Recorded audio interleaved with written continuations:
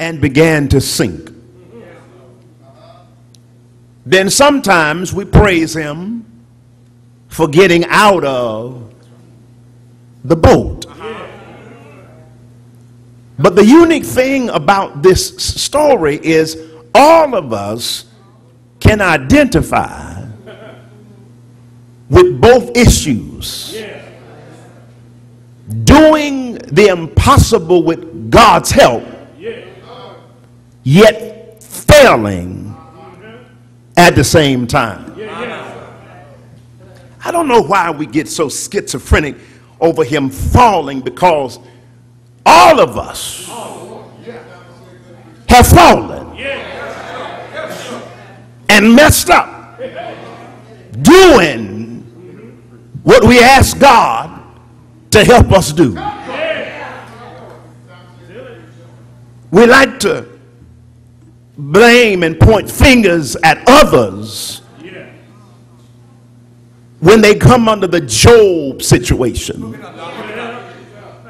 Well, what did he do wrong? What did she do wrong to have all this failure in his or her life?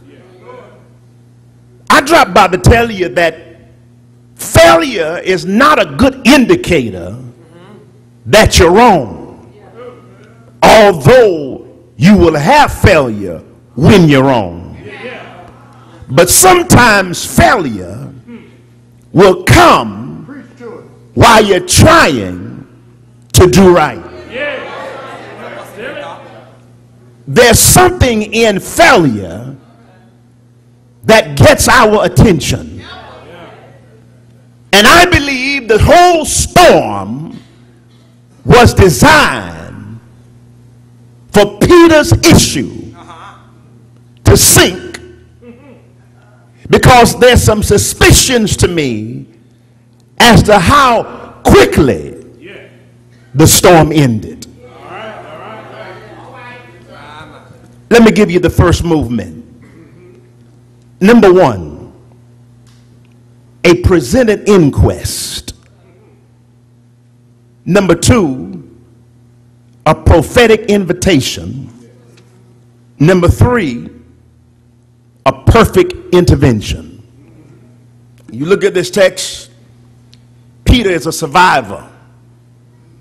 The water is a, if you're ever going to fulfill destiny, walking and falling on water, the will of God, trusting God involves risk of failure. You got to learn something, that you must be willing to leave, listen, the safety of your vessel for the success of your vision. You have to leave the safety of your vessel for the success of your vision. You'll never reach your potential as long as you stay in the boat with everybody else.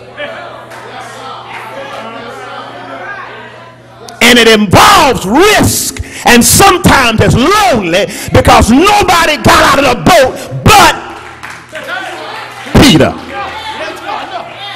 Everybody is not going where you're going. There's some folk you have to leave behind. Abraham had to leave the other guys down at the bottom of, you ain't hearing me, are you?